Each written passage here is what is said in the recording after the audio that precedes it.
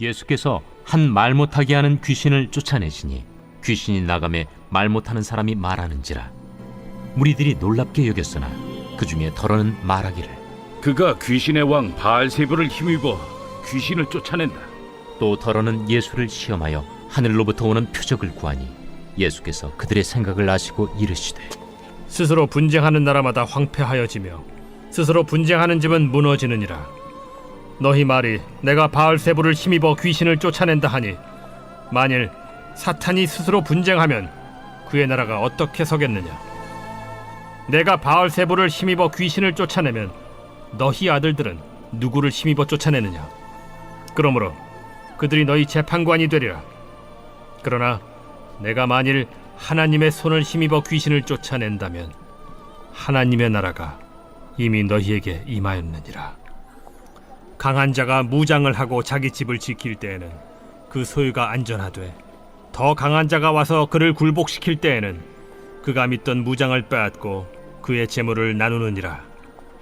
나와 함께 하지 아니하는 자는 나를 반대하는 자요 나와 함께 모으지 아니하는 자는 해치는 자니라. 더러운 귀신이 사람에게서 나갔을 때 물 없는 곳으로 다니며 쉬기를 구하되 얻지 못하고 이에 이르되 내가 나온 내 집으로 돌아가리라 하고 가서 보니 그 집이 청소되고 수리되었거늘 이에 가서 저보다 더 악한 귀신 7을 데리고 들어가서 거하니 그 사람의 나중 형편이 전보다 더 심하게 되느니라. 이 말씀을 하실 때 무리 중에서 한 여자가 음성을 높여 이르되 당신을 뵌 태와 당신을 먹인 저지 복이 있나이다. 오히려 하나님의 말씀을 듣고 지키는 자가 복이 있느니라. 할렐루야. 오늘도 주님과 동행하시며 성령 충만한 하루 되시기를 주님의 이름으로 축원합니다. 오늘 살펴볼 누가복음 11장 14절 이하의 말씀을 보면요, 예수님의 축귀 사역에 대해서 소개를 합니다. 예수님의 공생의 사역을 보면 천국의 복음을 증거하시고 복음의 말씀을 전하시는 티칭 하시는 가르치시는 사역이 많이 나오고요, 또 병든 자를 고치시는 힐링 하시는 그런 사역도 참 많이 나오죠. 그리고 그 중에는 귀신 들린 사람들을 정상으로 돌아오게 하시고 귀신을 쫓아내시는 축귀 사역에 대한 이야기가 소개가 됩니다. 14절 말씀인데요, 예수께서 한 말 못하게 하는 귀신을 쫓아내시니 귀신이 나가매 말 못하는 사람이 말하는지라. 무리들이 놀랍게 여겼으나 귀신이 들려서 사람을 정상적으로 살아가지 못하게 만들지요. 정신을 완전히 잃게 하거나 신체의 어느 한 기능을 상실케 하는 거죠. 말을 못하게 한다. 말을 못하게 그냥 만들어버리는 그런 귀신을 예수님께서 쫓아내셨어요. 그래서 그 사람이 말을 하게 되었다. 정상으로 되돌아온 거죠. 귀신이 쫓겨나가고 그 사람은 정상으로 되돌아왔어요. 그러니까 그 주변에 있는 사람들이 얼마나 신기하게 생각했겠습니까? 놀랍게 여겼다. 당연하죠. 그런데 15절을 보니까 그 중에 더러는 말하기를 그가 귀신의 왕 바알세불을 힘입어 귀신을 쫓아낸다 하고. 자, 몇몇의 사람들은 예수님이 하셨던 그 축귀 사역에 대해서, 그 선한 일에 대해서 비난을 합니다. 부정적으로 말합니다. 여기서 더러는 이라고 얘기하지만 마태복음 12장에 보면 바리새인들이 그랬고요, 마가복음 3장에 보면 서기관들 중에 일부가 그런 식으로 그 예수님의 사역에 대해서 폄하하는 그런 얘기. 뭐라고 얘기하냐면 저 사람이 귀신의 왕 바알세불을 힘입어서 귀신을 쫓아낸다 라고 얘기하는 거예요. 자, 이들의 시선은 왜 이렇게 삐딱할까요? 예수님께서 행하신 그 놀라운 이적, 그리고 그것을 통해서 한 영혼이, 한 사람의 인생이 정상으로 되돌아오는 그 놀라운 그 기적에 대해서 함께 경탄을 하지도 않고, 또 회복과 치유의 사건에 대해서 그 사람에게 축하의 인사를 건네지도 않고, 오히려 비판적으로, 부정적으로, 배타적으로 그 사건을 바라보고 예수님을 폄하합니다. 이게 왜 큰 문제인가? 예수님이 하신 그 능력은 하나님의 능력에 힘입어서 행하셨던 놀라운 그런 역사인데, 그런 권능인데 그런 하나님의 능력을 하나님께 영광 올려드리지를 않고 오히려 귀신에게 돌리는 거죠. 귀신의 왕 바알세불 때문에 그런 거 아니냐. 여기서 힘입어라는 이 전치사가 많이 나옵니다. N이라는 이 단어는 무엇 안에 무엇에 사로잡혀서 라는 그런 의미예요.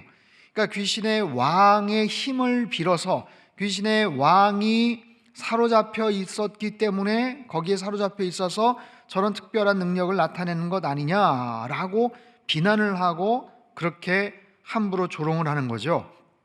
거기에 대해서 예수님께서 이제 반박을 하십니다. 반박을 하시고 그들의 그 삐딱한 시선과 잘못된 그 말에 대해서 이제 주님께서 나무라시는 이야기가 쭉 나와요. 예수께서 그들의 생각을 아시고 이르시되 스스로 분쟁하는 나라마다 황폐하여지며 스스로 분쟁하는 집은 무너지느니라.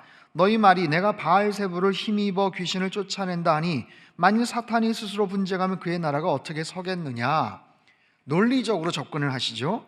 19절 내가 바알세불을 힘입어 귀신을 쫓아내면 너희 아들들은 누구를 힘입어 쫓아내느냐. 굉장히 설득력 있게 이야기를 하시는데 여기에 궁금한 표현이 나와요. 너희 아들들은 누구를 힘입어 쫓아내느냐. 그러므로 그들이 너희 재판관이 되리라. 이게 무슨 얘기인가? 내가 바알세불의 힘을 빌어서 귀신을 쫓아낸다면 너희 아들들, 여기서 너희 아들이라는 것은 동료 유대인들이나 아니면 그 당시에 퇴마사, 귀신을 쫓아내거나 아니면 특별한 영적인 능력과 또 힘을 가졌던 그런 랍비들이나 그런 특별한 사람들이 있었다고 합니다. 그러면 그 사람들, 그러니까 같은 동료일 수도 있고 그들에게 속해 있는 사람일 수도 있고 너희들 중에 왜 귀신 쫓아내는 아무개는 너희 동료는 그럼 어디에서 힘을 얻어가지고 쫓아내는 것이냐 라고 오히려 반문을 하시는 거죠. 그렇기 때문에 20절 내가 만일 하나님의 손을 힘입어 귀신을 쫓아낸다면 하나님의 나라가 이미 너에게 임하였느니라. 하나님의 나라, 예수님의 굉장히 중요한 관심사죠. 하나님의 나라가 이미 임했다. 귀신을 쫓아내는 그 순간서부터 하나님의 나라가 임했다. 이 이야기는 하나님의 나라와 사단의 영역과의 어떤 영적 대결, 영적 싸움에 대한 그런 이야기로 예수님께서 그 화제를 그렇게 몰고 가십니다. 하나님의 나라, 하나님의 말씀, 성령님의 능력이 임함으로 말미암아 그 지역에 하나님의 나라가 임하는 거예요. 그러면 사단은 자기의 그 영역을, 권세를 빼앗기지 않으려고 애를 쓰고 버둥대는 어떤 그런 모습들이 나오죠. 그래서 일반 사람들은 그것이 잘 보이지 않지만 예수님께서는 그것을 영적인 대결, 영적인 싸움, 당연히 하나님의 그 권세 앞에 그 마귀들은, 귀신들은 무릎을 꿇게 마련이죠. 그렇기 때문에 귀신 들린 자들이 먼저 예수님을 알아보고 벌벌 떨면서 나와 상관하지 말라라고 이야기하는 장면들이 복음서에 많이 나오지 않습니까? 그렇기 때문에 그 치유 사건, 축기 사건을 통해서 사단이 장악을 했던 그 권세와 그 영역은 이미 회파가 되고 사라지고 하나님의 주권과 하나님의 능력과 하나님의 나라가 이미 임한다라고 주님께서 말씀을 하세요. 그러면서 23절에 아주 중요한 이야기를 하시죠. 나와 함께하지 아니하는 자는 나를 반대하는 자요, 나와 함께 모으지 아니하는 자는 해치는 자니라. 자 보세요. 나와 함께하지 않으면 나를 반대하는 자다. 나와 함께 뭔가를 거두지 않으면 그것을 해치는 자다, 방해하는 자다. 이 말의 핵심은 뭐냐면 중립지대는 없다는 거예요. 나는 침묵했는데, 나는 그냥 가만히 있었는데 이 말이 성립이 되지 않는다는 겁니다. 적극적으로 동의를 하거나 적극적으로 함께 따라가지 않으면 반대하는, 그리고 거기에 대해서 부정적인 그런 편에 서 있다라는 거죠. 여러분, 영적인 싸움이라는 것이 그렇습니다. 하나님의 나라와 사단의 영역, 주권, 그것과의 결정적인 그런 싸움이라면 여러분, 그 사이에서 우리는 어디에 속할까요? 중간지대는 없어요. 내가 만약에 하나님 나라, 하나님의 주권에 승복하지 않고 적극적으로 따르지 않으면 나는 그냥 가만히 있는 게 아니라 사단의 영역 속에 속할 수 있다라고 말씀을 하셔요. 여러분, 이것은 대단히 중요한 의미가 있는 말씀입니다. 신앙인의 정체성이 뭔가, 제자도의 핵심이 뭔가, 가운데 회색지대는 없다는 거예요. 주님을 따르든지 그렇지 않으면 사단의 졸개 아니면 사단의 그런 영향 속에서 살아가기 때문에 너는 어디를 속할 것인가, 너는 누구를 택할 것인가 분명히 이야기하라. 여호수아가 그 백성들을 향해서 이야기했잖아요. 너희들은 누구를 택할 것인가? 오직 나와 내 집은 여호와 하나님만을 내가 따를 것이다 라는 말씀이죠. 사랑하는 성도 여러분, 우리가 보이지 않는 이런 영적인 세상 속에서도 날마다 우리는 하나님의 뜻을 쫓아 살아가는 거예요. 나는 그냥 중립적으로 가만히 조용하게 침묵하고 이렇게 있는 것은 존재할 수 있는 것은 아닙니다. 그렇기 때문에 날마다 하나님 편에 서야 되고 하나님 말씀대로 늘 순종하며 살아가는 하나님의 거룩한 백성들 다 되시기를 주님의 이름으로 축복합니다. 24절 이하에 더러운 귀신이 사람에게서 나갔을 때 물 없는 곳으로 다니며 쉬기를 구하되 얻지 못하고 이에 이르되 내가 나온 내 집으로 돌아가리라. 더러운 귀신이 들락날락합니다. 물 없는 곳으로 다니며 쉬기를 구하되 얻지 못하고, 이것은 지저분한 그런 상태를 의미하는데 어딘가를 들어가려고 하다가 그러지를 않으니까 다시 내가 나온 집으로 돌아가겠다. 여기서 이 집이라는 것은 한 영혼을 이야기하죠. 가서 보니 그 집이 청소되고 수리되었거늘 이에 가서 저보다 더 악한 귀신 7을 데리고 들어가서 거하니 그 사람이 나중 형편이 전보다 더 심하게 되느니라. 뭐냐면 사람의 영혼은 텅 빈 채로 버려둘 수 없다라는 거예요.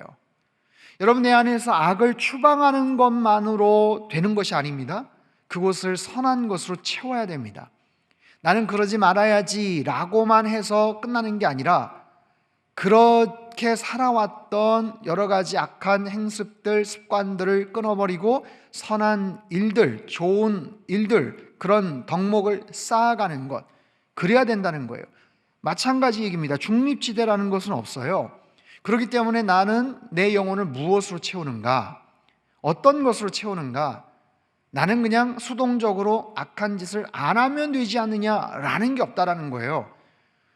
여러분, 내가 예수님 안 믿고 예수님과 아무런 관련이 없이 살아가면 그냥 지옥행입니다.